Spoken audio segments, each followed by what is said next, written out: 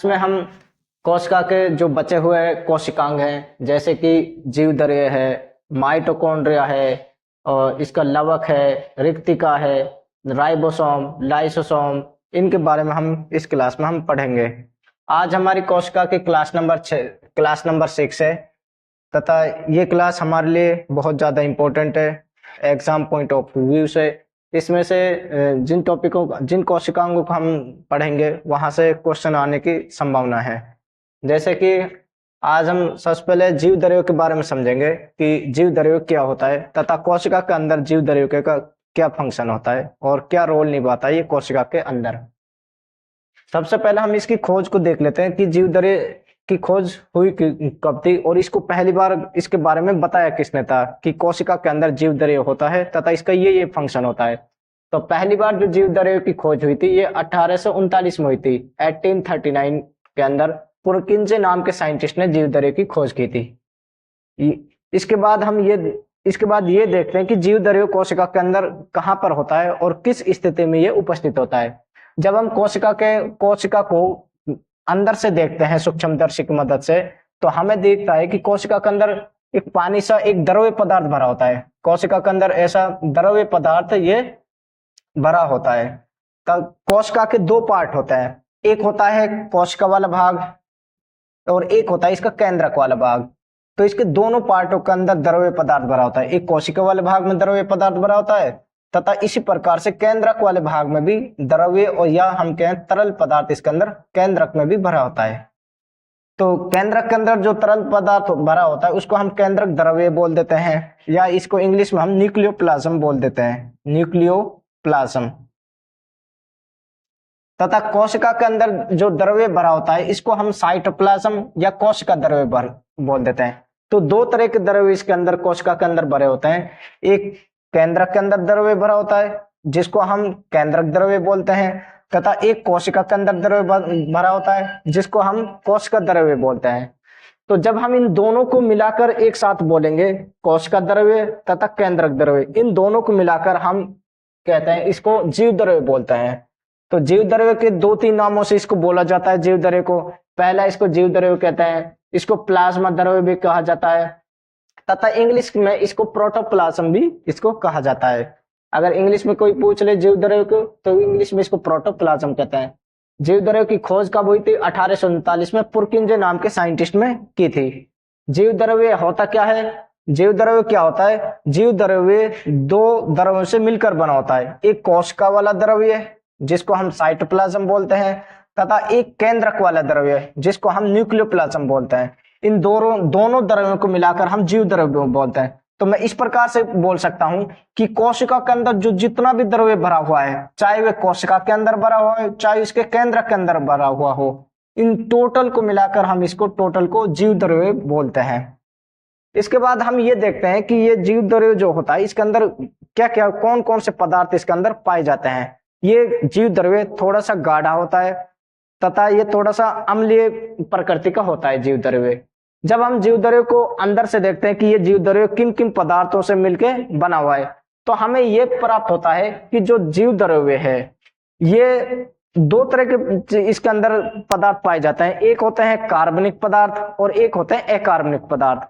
कार्बनिक पदार्थ में इसके अंदर जीव द्रव्य के अंदर पाया जाता है प्रोटीन पाया जाता है, वसा पाई जाती है, इसके अंदर स्टेरॉइड अणु पाए जाते हैं तथा कुछ न्यूक्लिक अम्ल पाए जाते हैं। कुछ इसके अंदर न्यूक्लिक अम्ल, प्रोटीन, वसा, कार्बोहाइड्रेट, स्टेरॉइड अणु तथा इसके अंदर न्यूक्लिक अम्ल भी पाए जाते हैं। न्यूक्लिक अम्ल जैसे डीएनए, आरएनए ये इसके अंदर पाए जाते हैं।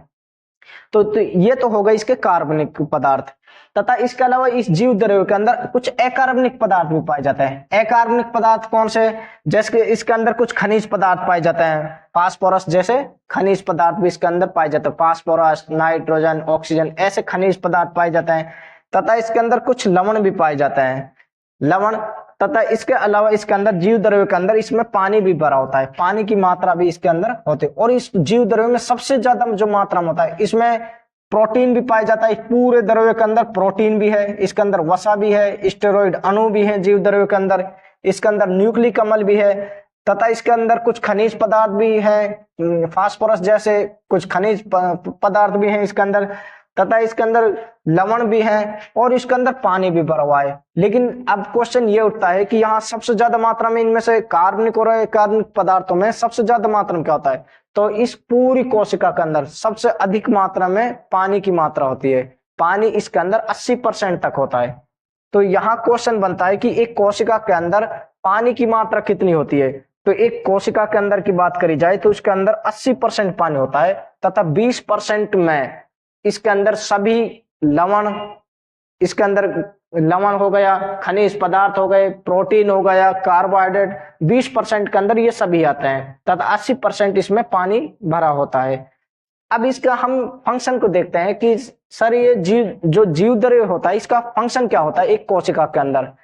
तो सबसे पहली बात अगर हम इसका फंक्शन को देखें तो सबसे पहले जो जीव द्रव्य होता है इसके अंदर प्रोटीन होते हैं, कार्बोहाइड्रेट होता है, वसा होती है, स्टेरॉइड अणु होते हैं, खनिज पदार्थ होते हैं, लवण होता है। और तो इन सारे पदार्थों से क्या है जीव द्रव्य, इन सारे जो इसके अंदर महत्वपूर्ण पदार्थ है जैसे प्रोटीन है, कार्बोहाइड्रेट, वसा, तो इसको कोशिका के विभिन्न अंगों के लिए इसको ये पहुंचाने का कार्य करता है।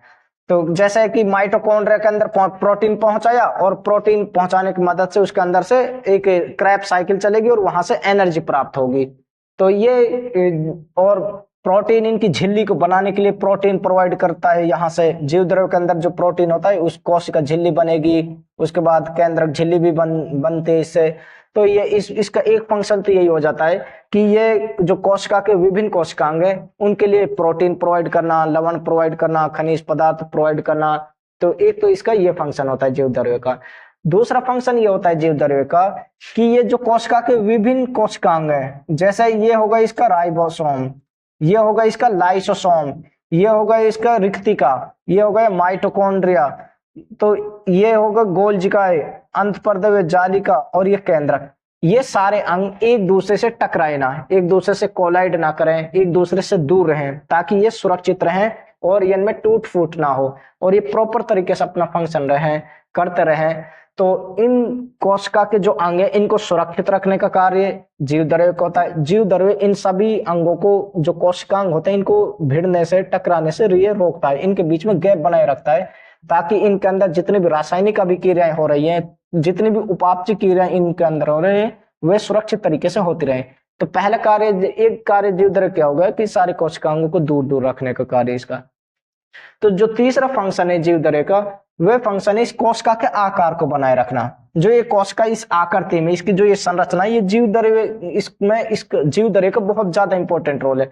अगर हम इसके अंदर से जीव द्रव्य को बाहर निकाल दें तो ये जो कोशिका का आकार, ये बिल्कुल ये कॉन्ट्रैक्ट हो जाएगी, सिकुड़ जाएगी कोशिका, और जब सिकुड़ जाएगी तो कोशिका की संरचना नहीं बच पाएगी। इसलिए जीव द्रव्य क्या करता है, कोशिका के ये जो आकार बनाओ, इसकी शेप और साइज जो बनी हुई है, इसको बनाने में भी इसका बहुत ज्यादा योगदान होता है जीव द्रव्य। तो हमने जीव द्रव्य के 3 फंक्शन पढ़े हैं।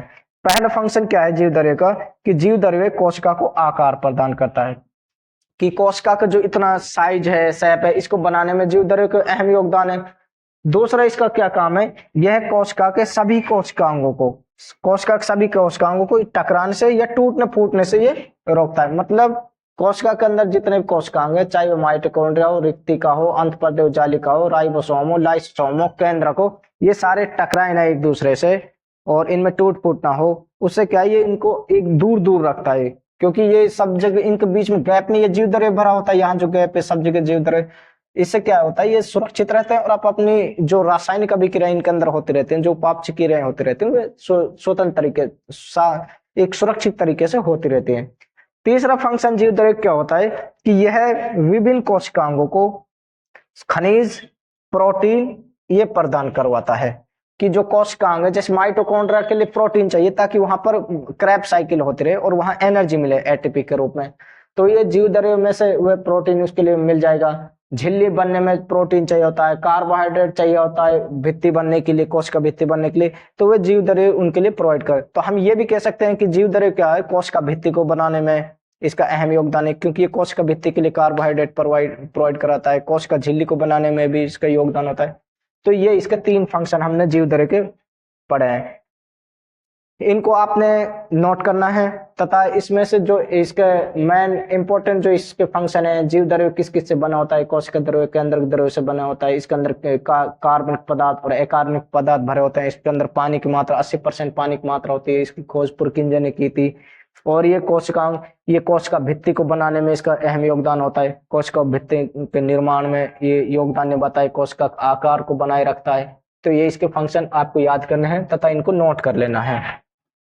अब जो नेक्स्ट टॉपिक है वह है इसके बाद हम माइटोकॉन्ड्रिया के बारे में समझे कि माइटोकॉन्ड्रिया की खोज किसने की थी, इसकी संरचना कैसी होती है, तथा इसके अंदर कौन कौन से पदार्थ पाए जाते हैं, तथा माइटोकॉन्ड्रिया का फंक्शन क्या है। तो नेक्स्ट टॉपिक में हम माइटोकॉन्ड्रिया के बारे में पढ़ेंगे।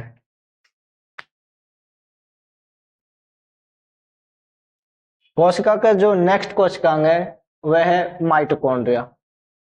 हम माइटोकॉन्ड्रिया के बारे में समझेंगे कि कोशिका के अंदर इसकी सबसे पहले इसको पहली बार किस वैज्ञानिक ने इसको पहली बार देखा था, तथा माइटोकॉन्ड्रिया की जो संरचना होती है उसके बारे में समझेंगे कि माइटोकॉन्ड्रिया दिखने में कैसे लगता है। तो इसके बाद हम माइटोकॉन्ड्रिया के फंक्शनों को समझेंगे, इसके फंक्शनों को जानेंगे कि एक कोशिका के अंदर माइटोकॉन्ड्रिया का क्या रोल होता है। तो सबसे पहले जो खोज हुई थी माइटोकॉन्ड्रिया की खोज, वह रिचर्ड आल्टमैन ने इसको पहली बार देखा था। माइटोकॉन्ड्रिया को पहली बार रिचर्ड आल्टमैन नाम के साइंटिस्ट ने इसको पहली बार देखा था। ये टाइम था 1880 में इसको पहली बार देखा गया था रिचर्ड आल्टमैन के द्वारा। लेकिन जब रिचर्ड आल्टमैन ने माइटोकॉन्ड्रिया को देखा तो उस समय इसने इसका नाम बायोप्लास्ट रखा था। तो शुरू में माइटोकॉन्ड्रिया को माइटोकॉन्ड्रिया नहीं कहा जाता था, बल्कि इसको पहले जमाने में इसको बायोप्लास्ट कहा जाता था। लेकिन फिर एक नए साइंटिस्ट आते हैं जिसका नाम सी बेंडा है, और ये टाइम था 1897 का, 1897 का टाइम था। तो सी बेंडा क्या होता है, जो रिचर्ड आल्टमैन थे ये इसके बारे में कंप्लीट डिटेल नहीं दे पाए थे माइटोकॉन्ड्रिया के बारे में, इसकी संरचना के बारे में तथा इसका फंक्शन क्या होता है अंदर से, उसके बारे में कंप्लीट डिटेल नहीं दे पाए थे। तो इसके बाद क्या होता है, एक नए साइंटिस्ट आते हैं सी बेंडा, वो इस बायोप्लास्ट जो जैसे बायोप्लास्ट था इस पर दोबारा से रिसर्च करते हैं कि बायोप्लास्ट जो होता है कोशिका के अंदर, इसकी संरचना कैसे होती है तथा इसका फंक्शन क्या होता है। तो सी बेंडा जो नाम के साइंटिस्ट है, ये इस पे बहुत ज्यादा डिटेल में जब इसका एक्सपेरिमेंट करते हैं या रिसर्च करते हैं इस पे, तो इसे पता चलता है कि ये जो बायोप्लास्ट है ये दो झिल्लियों से बनी हुई एक संरचना होती है। इसके ऊपर दो झिल्लियां होती हैं। इसके ऊपर अगर ये कोशिका में हो गई, अगर बाहर इसको देखते तो है इस प्रकार से, इसमें दो झिल्लियां होती है, एक अंदर वाली झिल्ली होती है आंतरिक झिल्ली, और एक ये होती है बाहर वाली झिल्ली। जो बाहर वाली झिल्ली होती है बायोप्लास्ट की, इसके ऊपर छिद्र होते हैं, छोटे छोटे छिद्र इसलिए होते हैं ताकि कोशिका जो द्रव्य है उसके अंदर से जो प्रोटीन है वह इस माइटोकॉन्ड्रिया के अंदर जा सके और यहाँ पर क्रैब साइकिल हो सके और वहां से एनर्जी प्राप्त हो सके। तो इसलिए इसके अंदर छोटे छोटे छिद्र होते हैं माइटोकॉन्ड्रिया के अंदर बाहर वाली झिल्ली में। तथा जो अंदर वाली झिल्ली होती है माइटोकॉन्ड्रिया की, इसमें थोड़ी सी उंगली जैसी संरचनाएं पाई जाती हैं। इन उंगली जैसी संरचनाएं जो होती हैं इनको क्रिस्टी कहा जाता है। उंगली जैसी संरचनाओं को, जो माइटोकॉन्ड्रिया की जो आंतरिक झिल्ली है उसमें जो उंगली जैसी संरचनाएं होती हैं उनको क्रिस्टी कहा जाता है। तो इसको आपको याद करके रखना है इसको। इसके बाद जब इन्होंने जो सी बेंडे नाम के साइंटिस्ट ने सबसे पहले इसकी संरचना के बारे में बताया कि जो माइटोकॉन्ड्रिया होती है दो झिल्लियों से बनी हुई एक संरचना है। फिर उन्होंने बताया कि इसकी बाहर वाली झिल्ली पे छिद्र पाए जाते हैं। वह छिद्रों का फंक्शन क्या होता है कि जो प्रोटीन है वे कोशिका द्रव्य से उस माइटोकॉन्ड्रिया के अंदर जा सके, ये इनका रोल होता है। इसके बाद इन्होंने बताया कि जो आंतरिक झिल्ली होती है जो माइटोकॉन्ड्रिया की, उसके ऊपर वे उंगली जैसी संरचनाएं बनी होती हैं और इन उंगली जैसी संरचनाओं को क्रिस्टी कहा जाता है। आगे जब इन्होंने रिसर्च करी माइटोकॉन्ड्रिया पे तो इन्हें सी बेंडे नाम के साइंटिस्ट को इस पर और भी बहुत सारी चीजें इन्हें प्राप्त हुई। तो इन्होंने देखा कि जो ये माइटोकॉन्ड्रिया होता है इसके अंदर डीएनए और राइबोसोम और पाया जाता है। इसका खुद का डीएनए होता है तथा खुद का इसमें राइबोसोम होता है। तो अब एक क्वेश्चन यही बन जाता है कि कोशिका के जो कौन कौन से कोशिकांग हैं जिनमें खुद का डीएनए और राइबोसोम होता है। तो इसमें मुख्य रूप से एक तो केंद्रक हो जाता है। इसके बाद इसमें एक होता है लवक, लवक का भी खुद का डीएनए और राइबोसोम होता है। और एक हो जाता है माइटोकॉन्ड्रिया। तो पहले ये हमें याद करके रखना है कि माइटोकॉन्ड्रिया में खुद का डीएनए और खुद का इसका राइबोसोम होता है। जो राइबोसोम होता है माइटोकॉन्ड्रिया के अंदर वह 17 प्रकार का होता है। इसके अंदर जो 17 प्रकार का राइबोसोम पाया जाता है। अब इसके अंदर जो राइबोसोम पाया जाता है, राइबोसोम का कार्य है प्रोटीन का निर्माण करना। अब इसके अंदर जो राइबोसोम पाया जाता है वो कम मात्रा में पाया जाता है, इसलिए जितनी इसको प्रोटीन चाहिए ऊर्जा निकालने के लिए एटीपी के रूप में, इतना कंप्लीट प्रोटीन इसके पास रहता नहीं है क्योंकि राइबोसोम कम है इसके पास। इसलिए ये क्या करता है, और जो अन्य जो राइबोसोम होते हैं कोशिका के अंदर, जो राइबोसोम वाला कोशिकांग होता है वहां से भी ये प्रोटीन लेता है। कुछ तो इसके अंदर जो राइबोसोम है वहां से इन्होंने प्रोटीन बनाई, तथा कुछ प्रोटीन ये बाहर वाले जो राइबोसोम होते हैं उनसे कुछ प्रोटीन ये प्राप्त करता है, तथा इन प्रोटीनों को प्राप्त करने के बाद ये ग्लूकोज का निर्माण करता है और उस ग्लूकोज की मदद से ये एटीपी के रूप में ऊर्जा बनाता है। तो इसका हमने एक फंक्शन क्या होता है राइबोसोम का, तो इसके अंदर पहला हमने पढ़ा कि इसके अंदर 17 प्रकार के राइबोसोम पाए जाते हैं। दूसरा हमने क्या पढ़ा कि इसमें जो ये राइबोसोम होते हैं कम मात्रा में पाए जाते हैं, इसलिए वे कम प्रोटीन बनाते हैं, तथा बचा प्रोटीन ये जो कोशिका के अंदर बाहर और राइबोसोम होते हैं वहां से कुछ प्रोटीन ये प्राप्त करता है। इसलिए इसको हम क्या कहते हैं, कुछ प्रोटीन ये खुद बना रहा है, कुछ प्रोटीन ये बाहर वाले राइबोसोमों से ले रहा है। इसलिए जो माइटोकॉन्ड्रिया होता है इसको अर्ध स्वायत्त कोशिकाओं के नाम से जाना जाता है। माइटोकॉन्ड्रिया को अर्ध स्वायत्त कोशिकांग के नाम से जाना जाता है। इसको अर्ध स्वायत्त कोशिकांग के नाम से क्यों जाना जा रहा है, क्योंकि इसके अंदर कुछ मात्रा में खुद के अंदर राइबोसोम होते हैं जो कुछ प्रोटीनों को निर्माण कर देते हैं, तथा कुछ प्रोटीन इसके लिए राइबोसोम जो बाहर वाले राइबोसोम होते हैं वहां से प्राप्त होता है, इसलिए इसको अर्ध स्वायत्त कोशिकांग के नाम से जाना जाता है। एक ये फंक्शन हो जाता है। फिर हम देखते हैं कि जो माइटोकॉन्ड्रिया है इसके अंदर राइबोसोम होते हैं, राइबोसोम प्रोटीन का निर्माण करते हैं, तथा फिर हम जब ब्लड फ्लो होता है हमारी आर्टरीज के अंदर से, आर्टरी वाली जो नस होती है इनके अंदर से जब ब्लड फ्लो होता है उसके अंदर ग्लूकोज भी होता है तथा ऑक्सीजन भी होती है। ग्लूकोज तथा ऑक्सीजन,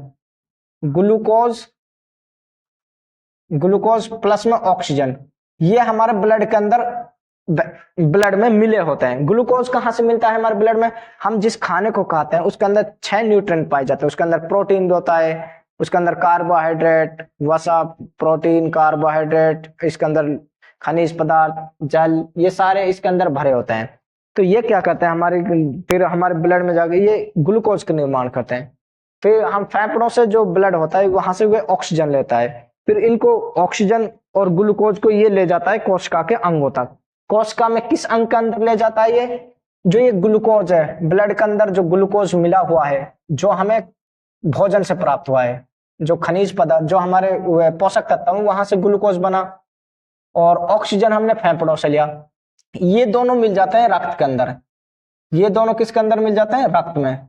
और रक्त में ये मिलने के बाद ये कहाँ जाते हैं, हमारी कोशिका के अंदर जाते हैं। अब ये कोशिका के अंदर आ गए, कोशिका के अंदर कौन से कोशिकांग के अंदर जाएंगे, ये माइटोकॉन्ड्रिया के अंदर। माइटोकॉन्ड्रिया के अंदर एक तो जाता है ऑक्सीजन और एक जाता है ग्लूकोज, ब्लड के साथ मिलकर इसके अंदर पहुंच जाते हैं। पहुंचने के बाद क्या होता है माइटोकॉन्ड्रिया में, माइटोकॉन्ड्रिया में फिर एक केमिकल रिएक्शन होती है जिसको हम क्रेब्स साइकिल के नाम से जाना जाता है। इसको पहली बार इस जो साइकिल चलती है माइटोकॉन्ड्रिया के अंदर, एक चक्कर सा चलता है क्रैब चक्कर, इसको पहली बार देखा था क्रैब नाम के साइंटिस्ट ने, इसलिए उसने अपने ही नाम से इसका नाम रख दिया क्रैब चक्कर। तो माइटोकॉन्ड्रिया के अंदर क्रैब चक्कर चलता है। इस क्रैब चक्कर में क्या होता है, जो माइटोकॉन्ड्रिया के अंदर एक ग्लूकोज गया है और ऑक्सीजन गया है, इनकी एक केमिकल रिएक्शन होते हैं। उस केमिकल रिएक्शन से क्या होता है, उसके इसमें फिर उत्पाद के रूप में एक कार्बन डाइऑक्साइड प्राप्त होती है। माइटोकॉन्ड्रिया के अंदर जाता क्या है, ऑक्सीजन। माइटोकॉन्ड्रिया में ऑक्सीजन जाता है O2, और इससे जब उत्पाद के रूप में जो बाहर निकलता है वह निकलता है CO2। एक माइटोकॉन्ड्रिया में क्या जाता है, ग्लूकोज इसके अंदर प्रवेश करता है, और बाहर क्या निकलता है, ऑक्सीजन गया, इसके अंदर क्रैब साइकिल हुई। क्रैब साइकिल होने के बाद यहां से उत्पाद के रूप में कार्बन डाइऑक्साइड बाहर निकली, और क्या निकलता है इससे, एटीपी के रूप में ऊर्जा प्राप्त हुई। एटीपी के रूप में माइटोकॉन्ड्रिया से ऊर्जा प्राप्त होती है। और क्या प्राप्त होता है माइटोकॉन्ड्रिया से, तथा इसके अंदर कुछ उत्सर्जी पदार्थ भी प्राप्त होते हैं। उत्सर्जी उत्सर्जित पदार्थ, ये उत्सर्जित पदार्थ पसीने के माध्यम से वापस जो रक्त में आ जाते हैं और फिर ये एक यूराइन के रूप में बाहर निकल जाएंगे। जो खनिज पदार्थ, जो हानिकारक खनिज पदार्थ हैं, इन कोशिकाओं से, इस माइटोकॉन्ड्रिया से वे ब्लड के साथ वो बाहर आ जाते हैं। जितने भी उत्सर्जित खनिज पदार्थ हैं, जैसे नाइट्रोजन हो गया, फास्फोरस, ये जो हानिकारक खनिज पदार्थ हैं, ये इन कोशिका माइटोकॉन्ड्रियल भाग से और कोशिकाओं से होते हुए बाहर ब्लड के साथ वेंस जो वाली नसें होती हैं उनके थ्रू ये बाहर हो जाते हैं। तथा जो हमारी यूराइनरी होती है उसके अंदर उत्सर्जित तंत्र होता है, जो हमारी किडनी हो गई, वहां से ये टॉयलेट के रूप में बाहर निकल जाते हैं। तथा तो पसीने के रूप में, टॉयलेट के रूप में ये बाहर निकल जाते हैं। तो हमने यहाँ माइटोकॉन्ड्रिया के अंदर एक क्रैब साइकिल चलती है। क्रैब साइकिल को पहली बार देखा किसने था? क्रैब नाम के साइंटिस्ट ने इसको पहली बार देखा था, इस क्रैब साइकिल को। क्रैब साइकिल चलती है माइटोकॉन्ड्रिया के अंदर। तो क्रैब साइकिल में क्या होता है? केमिकल रिएक्शन होते हैं माइटोकॉन्ड्रिया में। उस केमिकल रिएक्शन में क्या होता है कि माइटोकॉन्ड्रिया में जो ब्लड के साथ मिलकर जो ग्लूकोज और ऑक्सीजन आते हैं और वे फिर कोशिका के अंदर आते हैं ब्लड के साथ मिलकर, और ब्लड उन्हें फिर कहां पर पहुंचा देता है? माइटोकॉन्ड्रिया में। माइटोकॉन्ड्रिया के अंदर क्या क्या चीजें आई रक्त के साथ मिलकर? एक ग्लूकोज आता है और एक ऑक्सीजन आता है। फिर यहाँ क्रैब साइकिल चलती है माइटोकॉन्ड्रिया में। क्रैब साइकिल चलने के बाद फिर माइटोकॉन्ड्रिया से, इनसे ग्लूकोज और ऑक्सीजन से क्या क्या मिलता है? एक मिलता है कार्बन डाइऑक्साइड उत्पाद के रूप में, एक ऊर्जा प्राप्त होती है, और एक उत्सर्जित पदार्थ जैसे फास्फोरस में कुछ खनिज पदार्थ हो गए, ये कुछ उत्सर्जित पदार्थ हमें प्राप्त होते हैं।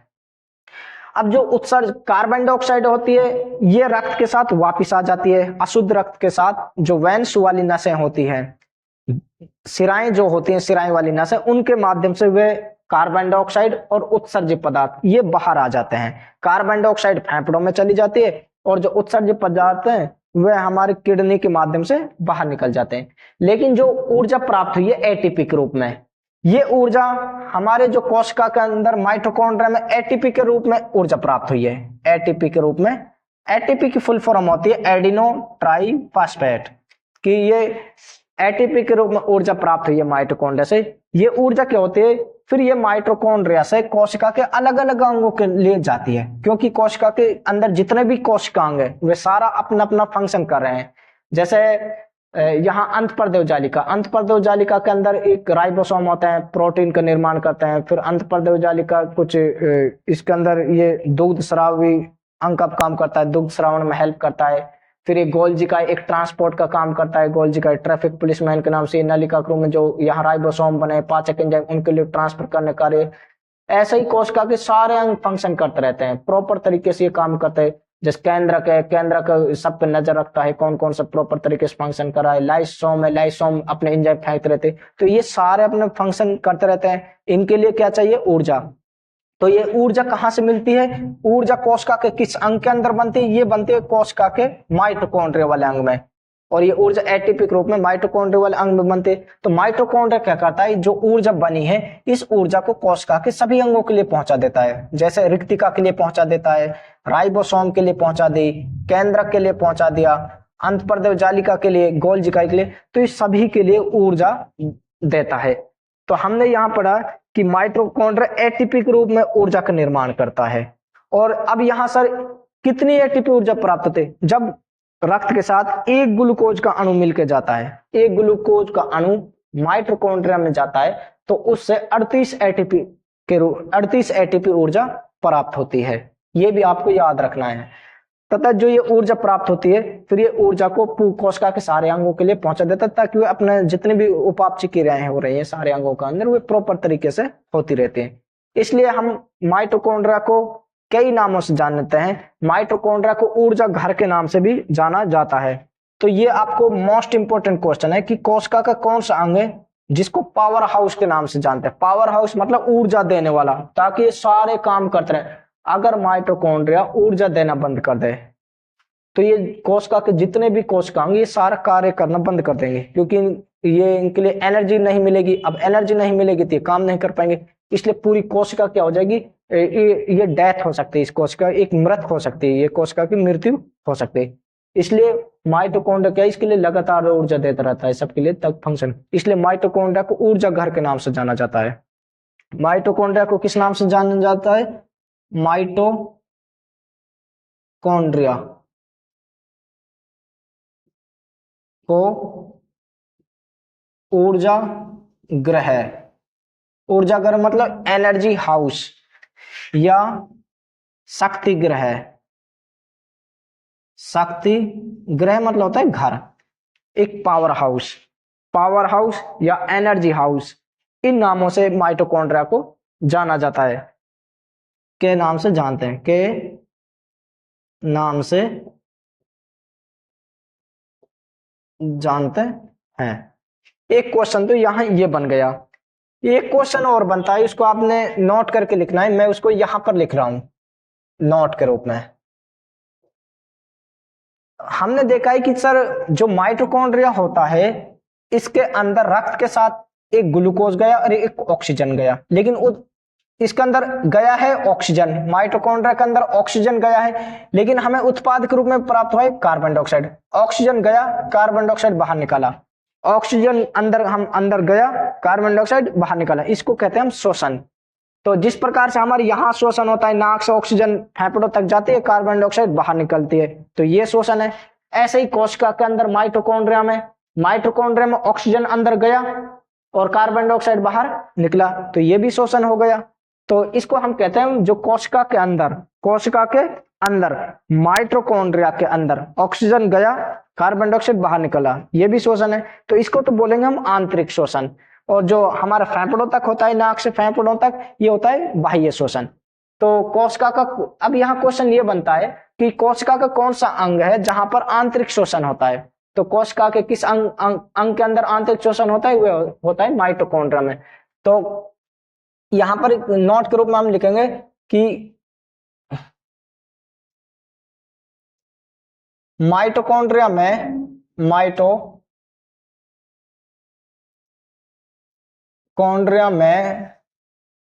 आंतरिक श्वसन या मैं कह लूं श्वसन की प्रक्रिया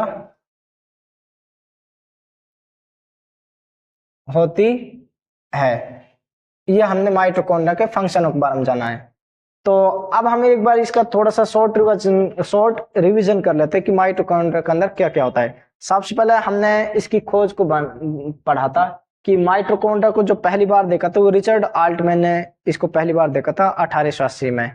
रिचर्ड आल्टमैन इसका ज्यादा जानकारी नहीं दे पाए थे माइटोकॉन्ड्रिया की।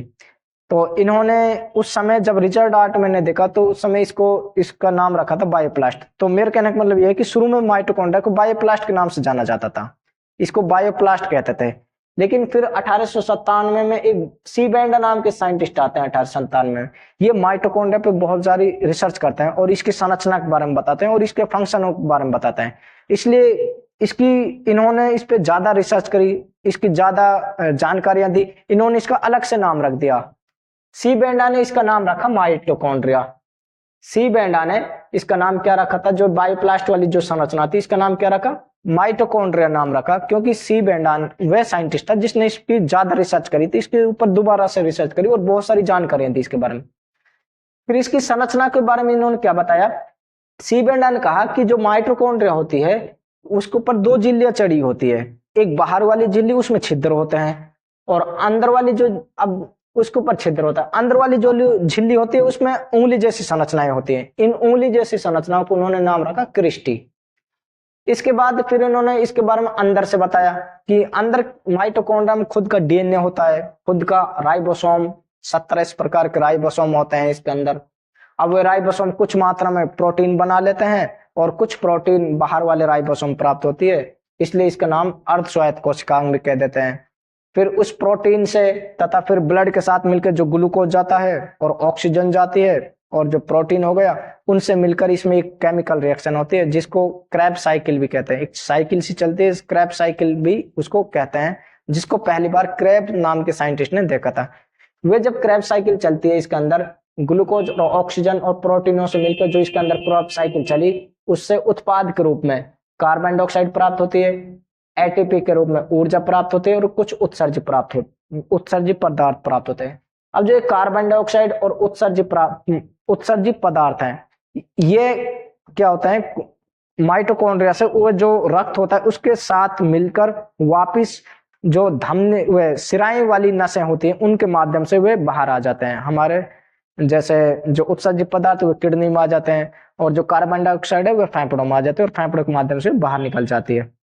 और जो उत्सर्जित पदार्थ मिनरल, फास्फोरस, नाइट्रोजन जैसे हानिकारक पदार्थ हैं, ये यूराइन के माध्यम से बाहर निकल जाते हैं। लेकिन जो ऊर्जा प्राप्त हुई है माइटोकॉन्ड्रिया से एटीपी के रूप में, ये ऊर्जा क्या है, कोशिका के अंदर जितने भी कोशिकांग वे सारे अपना प्रॉपर तरीके से फंक्शन करते, वे लगातार कार्य करते रहते हैं, उनके अंदर मेटाबॉलिज्म एक्टिविटीज होती रहती हैं, उनके लिए ये यहाँ से ऊर्जा मिलती है। इसीलिए माइटोकॉन्ड्रिया को ऊर्जा घर के रूप में ना जाना जाता है, इसको एनर्जी हाउस या इसको पावर हाउस के नाम से भी इसको जाना जाता है।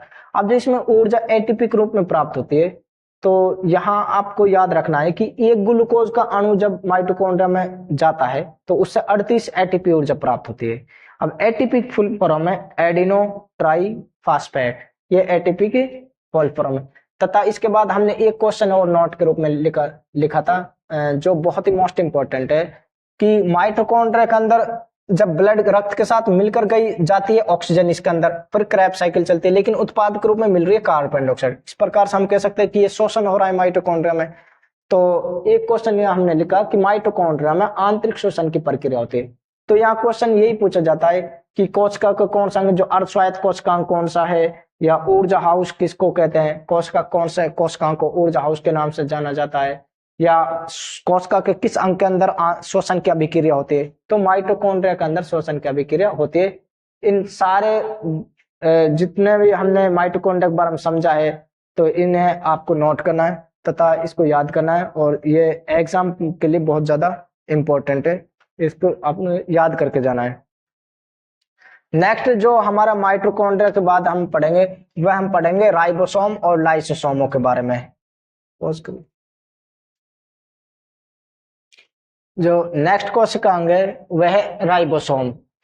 सबसे पहले हम राइबोसोम को देखेंगे कि राइबोसोम कोशिका के अंदर किस प्रकार का दिखाई देता है, इसकी संरचना कैसी होती है, इसकी पहली बार खोज किसने की थी, तथा इसके राइबोसोम के फंक्शन क्या क्या इसके फंक्शन होते हैं।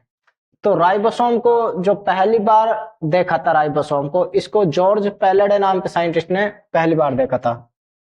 जॉर्ज पैलेडे ने, ये 1955 की बात है। तो राइबोसोम को जो पहली बार देखा गया था, इसको जॉर्ज पैलेडे ने देखा था, इसको पहली बार 1955 में। अब राइबोसोम को जब इन्होंने देखा था तो ये कोशिका के अंदर सबसे छोटा कोशिकांग था। कोशिका के अंदर ये बहुत ज्यादा मात्रा में पाया गया था, और ये कोशिका के अंदर जितने भी कोशिकांग है, जैसे केंद्रक है, अंतःपरदेव जालिका, गोल्जिका, माइटोकॉन्ड्रिया, रिक्तिका, लवक, जितने भी कोशिकांग है उन सब में छोटा था, और एक छोटे छोटे पार्टिकल के रूप में था। तो जॉर्ज पैलेडे ने इसको जब देखा था तो ये नगन आंखों से नहीं देखा गया था, क्योंकि इसका साइज बहुत छोटा था। तो इसको देखने के लिए पहली बार इलेक्ट्रॉन सूक्ष्मदर्शी का उपयोग किया था। तो जॉर्ज पैलेडे ने राइबोसोम को देखने के लिए पहली बार इलेक्ट्रॉन सूक्ष्मदर्शी से इसको पहली बार देखा था, ये 1955 में। इसके बाद इसकी संरचना को देखते हैं कि राइबोसोम दिखने में कैसा होता है। राइबोसोम क्या होता है, ये छोटा सा गोल, और ये एक गोल संरचना होती है इसकी, और ये कोशिका का सबसे छोटा कोशिकांग होता है, सबसे छोटा कोशिकांग है। अगर क्वेश्चन पूछा जाए कि कोशिका के अंदर कौन सा कोशिकांग है जो सबसे छोटा होता है, तो वह सबसे छोटे कोशिकांग कौन सा होता है, राइबोसोम। तथा ये कोशिका का ऐसा अंग जिसके ऊपर जो किसी भी प्रकार की कोई झिल्ली नहीं होती है। हमने इससे पहले पढ़ा था कि माइटोकॉन्ड्रिया के ऊपर 2 झिल्लियां होती है, राइबोसोम को अंत पर जो केंद्र के इसके ऊपर भी झिल्लियां होती है, केंद्रिकाएं होती है वहां पर भी झिल्लियां होती हैं, और जो अंतःपरदेव जालिका उसके ऊपर भी झिल्लियां होती हैं, तथा जो ये गोल्जिका इसके ऊपर भी झिल्लियां होती है। सारे जो कोशिकांग होते हैं वे झिल्लियां होती हैं, उनके ऊपर झिल्लियों से बने होते हैं। लेकिन राइबोसोम एक ऐसा कोशिकांग है जिसपे कोई भी झिल्ली नहीं पाई जाती है।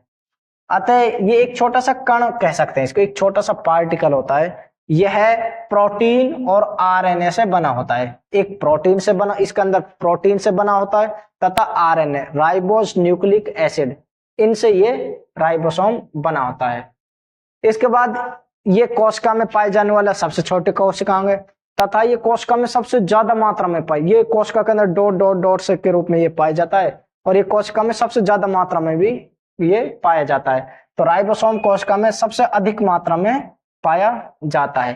ये इसकी संरचनाएं हमने देखी कि कोशिका का सबसे छोटा कोशिकांग है, कोशिका में सबसे ज्यादा मात्रा में पाया जाता है, प्रोटीन और आरएनए से ये बना होता है, इसके ऊपर किसी भी प्रकार की कोई झिल्ली नहीं होती, ये केवल एक छोटा सा पार्टिकल होता है।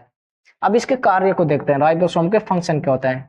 तो राइबोसोम का जो सबसे मेन इंपॉर्टेंट फंक्शन है वह है, इसका फंक्शन है वह प्रोटीन का निर्माण करना। तो राइबोसोम किसका निर्माण करता है कोशिका के अंदर, ये जितने भी राइबोसोम होते हैं वो सब प्रोटीन बनाते हैं, इसलिए राइबोसोम को क्या कहते हैं, कोशिका की प्रोटीन फैक्ट्री के नाम से इसको जाना जाता है। जैसे माइटोकॉन्ड्रिया को ऊर्जा घर, एनर्जी हाउस, पावर हाउस, इन नाम से हम अर्ध स्वायत्त कोशिकांग इन नामों से जाना जा रहा था, इसी प्रकार से राइबोसोम को प्रोटीन फैक्ट्री के नाम से जानते हैं। अब इसको प्रोटीन फैक्ट्री के नाम से क्यों जानते हैं, क्योंकि ये कोशिका के अंदर बहुत ज्यादा मात्रा में प्रोटीन बनाता है, और वह प्रोटीन क्या करता है, कोशिका के अंदर माइटोकॉन्ड्रियम जाकर वहां से ऊर्जा प्राप्त होती है उससे, और इस प्रोटीन से झिल्लियां भी बनती हैं। तो इसका मेन फंक्शन है प्रोटीन बनाना, इसलिए इसको प्रोटीन फैक्ट्री के नाम से जानते हैं। अब क्वेश्चन ये उठता है सर इसको और किन किन नामों से राइबोसोम को जाना जाता है। तो राइबोसोम को पॉलीसोम के नाम से भी जानते हैं और इसको माइक्रोसोम के नाम से भी जानते हैं। तो इसको तीन नामों से जाना जावे। पहला इसको प्रोटीन फैक्ट्री के नाम से जानता है, क्यों जानते हुए हमने इसको डिस्कस कर लिया है। और इसको माइक्रोसोम के नाम से क्यों जानते हैं, माइक्रोसोम का मतलब होता है एक छोटा अंग, कोशिका का सबसे छोटा अंग, माइक्रो माने होता है बहुत छोटा, तो इसको माइक्रोसोम के नाम से इसलिए जानते हैं क्योंकि ये कोशिका का सबसे छोटा अंग होता है। कोशिका देखो कितना छोटा छोटा अंग है, ये कितना छोटा छोटा ये अंग होता है, इसलिए कोशिका का सबसे छोटा अंग होने की वजह से इसको माइक्रोसोम के नाम से भी इसको जाना जाता है, जो कि मैंने यहां भी लिख दिया है, माइक्रोसोम के नाम से भी इसको जाना जाता है। अब राइबोसोम कोशिका में पाए कहां कहां जाते हैं तथा ये किस रूप में पाए जाते हैं। तो सबसे पहले राइबोसोम जो है ना, ये अंतःपर्देव जालिका के रूप ऊपर भी पाया जाता है। राइबोसोम अंतःपर्देव जालिका के ऊपर भी पाया जाता है यहां, तथा इस जो कोशिका द्रव्य है इसमें भी राइबोसोम पाए जाता है। कहीं कहीं तो ये अकेले होते हैं, राइबोसोम के जो पार्टिकल होते हैं कहीं कहीं पर तो ये अकेले होते हैं, और कहीं कहीं पर ये एक बहुत इकट्ठे भी होते हैं, गुच्छे के रूप में राइबोसोम होते हैं, गुच्छे के रूप में भी ये राइबोसोम पाए जाते हैं। जो गुच्छे के रूप में राइबोसोम पाए जाते हैं इनको पॉलीसोम के नाम, पॉलीसोम कहते हैं, पॉलीसोम। जो राइबोसोम इकट्ठे पाए जाते हैं, राइबोसोम दो तरीके, एक कहां कहां पाया जाता है, एक तो अंतःपर्देव जालिका के ऊपर राइबोसोम, तथा जो कोशिका द्रव्य है उसमें भी राइबोसोम पाया जाता है। कहीं कहीं ये अकेले पार्टिकल के रूप में होते हैं और कई जगह ये एक गुच्छे के रूप में ये राइबोसोम पाए जाते हैं, इसलिए जो गुच्छे वाले राइबोसोम इनको पॉलीसोम के नाम से भी जानते हैं, पॉलीसोम इनको कह सकते हैं। तो इस प्रकार से हमने राइबोसोम के नामों को जाना है कि राइबोसोम को प्रोटीन फैक्ट्री भी कहा जाता है, प्रोटीन फैक्ट्री, तथा इसको माइक्रोसोम के नाम से भी जानते हैं। राइबोसोम को माइक्रोसोम के नाम से इसलिए जानते हैं क्योंकि ये सबसे छोटा कोशिकांग है। इसको पॉलीसोम के नाम से भी जानते हैं क्योंकि ये गुच्छे के रूप में पाया जाता है कोशिका द्रव्य में। इन नामों से राइबोसोम को जाना जाता है। अब हम देखते हैं कि राइबोसोम जो होते हैं वे दो तरह की, जीवों में दो तरह की कोशिकाएं होती हैं। जो यूकैरियोटिक, जो एक होते हैं यूकैरियोटिक जीव वाली कोशिकाएं और एक होते हैं प्रोकैरियोटिक जीव कोशिकाएं। जो प्रोकैरियोटिक कोशिका होती है, जैसे कि जीवाणुओं में जीवाणु की कोशिका, ये प्रोकैरियोटिक कोशिका होती है। एक नील हरित शैवाल की कोशिका, एक माइकोप्लाज्मा वाला जो जीव होता है उसकी कोशिका, ये प्रोकैरियोटिक कोशिकाएं होती है। अब इन जीवों की जो कोशिकाएं होती हैं, जो प्रोकैरियोटिक कोशिकाएं होती है, इनके अंदर जो राइबोसोम होते हैं वे 70 इस प्रकार के होते हैं। इनके अंदर जो राइबोसोम होते हैं वे कितने 70 एस प्रकार के राइबोसोम होते हैं। अब एस का मतलब क्या होता है, एस का मतलब होता है सेडिमेंटेशन कोएफिशिएंट। एस ये बताता है कि कोई राइबोसोम कितना भारी है या कितना बड़े साइज का है या कितना भारी है या कितना हल्का है, ये बताता है उसका सेडिमेंटेशन कोएफिशिएंट एस, ये बताता है। अब ये कैसे चेक करते हैं, जैसे कि एक हम पानी लें, एक गिलास में पानी लें और उसमें एक हम क्या जैसे चीनी की शुगर के पार्टिकल डालें उसके अंदर, और कुछ हम उसके अंदर उससे हल्के पार्टिकल हम उसके अंदर डालें, जिस प्रकार से कोई ऑयल वाला पार्टिकल, जैसे हम एक तो डालते हैं, जैसे एक तो शुगर के पार्टिकल डाले और एक उसमें हमने दूसरा पार्टिकल कुछ स्टोन वाले पार्टिकल डाले, तो हम देखेंगे जो स्टोन वाले पार्टिकल वो ज्यादा भारी रहेंगे, वो पहले बैठ जाएंगे उसके अंदर, और जो शुगर वाले पार्टिकल है वो उससे कम भारी होते हैं। तो ये जो एस होता है ये दिखाता है कि कोई पार्टिकल कितना ज्यादा भारी है, कितना ज्यादा बड़े साइज का है। तो ये होता है सेडिमेंटेशन कोएफिशिएंट। 17 इस प्रकार के प्रोकैरियोटिक के अंदर पाए जाते हैं। यूकैरियोटिक जो कोशिकाएं होती हैं, जैसे जंतु वाली कोशिका, पादप वाली कोशिकाएं, इनके अंदर 80 इस प्रकार के राइबोसोम पाए जाते हैं। अब इसके अंदर पाए जाते हैं प्रोकैरियोटिक कोशिकाओं में 17 प्रकार के राइबोसोम, यूकैरियोटिक कोशिकाओं में पाए जाते हैं 80 प्रकार के राइबोसोम। तो हम कह सकते हैं कि जो यूकैरियोटिक कोशिकाएं हैं उनके अंदर के जो राइबोसोम वो थोड़े भारी होते हैं। तो अब इसका जब हम देखते हैं इस राइबोसोम की जो संरचना होती है, इसकी 2 यूनिटों में ये बटा होता है। एक छोटी वाली यूनिट होती है, ये होती है एक छोटी वाली यूनिट जो 40 प्रकार की होती है, एक होती है बड़ी यूनिट, ये होती है 60 प्रकार की। और दोनों यूनिटें जो मिलकर जुड़ी होती है, तो ये जुड़ी होती है मैग्नीशियम आयनों से। मैग्नीशियम आयन से ये दोनों यूनिटें जुड़ी होती हैं। तो 80 प्रकार के जो राइबोसोम होते हैं वे 40S और 60S की 2 यूनिटों से जुड़े होते हैं, और ये दोनों यूनिटें मैग्नीशियम आयनों से मिलकर बने होते हैं। जो प्रोकैरियोटिक कोशिकाएं इनके अंदर जो 17 प्रकार का राइबोसोम होता है, ये इसमें एक 30S यूनिट होती है और एक 50S यूनिट होती है, और दोनों यूनिटें मैग्नीशियम आयनों से जुड़ी होती है। अब क्वेश्चन यहाँ ये आ जाता है कि सर एक 30 यूनिट और एक 50 यूनिट, ये तो अगर हम इनको ऐड करें तो ये तो 80S यूनिट हो रही है, आप बोल रहे हो कि ये 17S बन रहा है। तो ये इस प्रकार से ये इस प्रकार से जैसे ये 30S यूनिट है और ये है 50S यूनिट।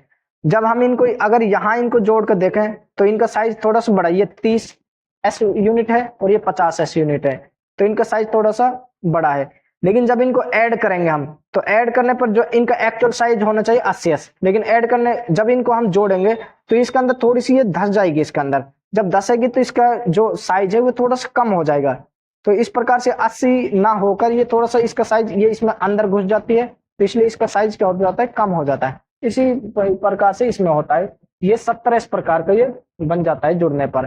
तो ये यूकैरियोटिक वाले 80 प्रकार। इसका जो साइज होता है, इसकी जो ऊंचाई होती है वह 250 एंगस्ट्रॉन की होती है। जो राइबोसोम की जो हाइट होती है वो 250 एंगस्ट्रॉन की होती है, और जो इसकी चौड़ाई होती है, लेंथ, ये इसकी 150 एंगस्ट्रॉन की होती है राइबोसोम की साइज।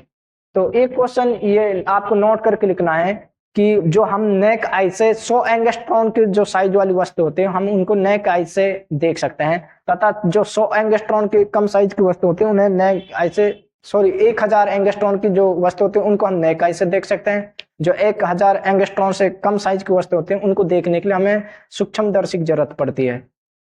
Thank you. ये आपका राइबोसोम वाला कोशिकांग, इसको आपने याद करना है। जो हमने इसमें इंपॉर्टेंट क्वेश्चन लिखवाए हैं, जो नोट के रूप में लिखवाए, उनको आपने नोट करके उनको याद करना है, ताकि आप एग्जाम में उनको अटेम्प्ट कर पाओ। ठीक है।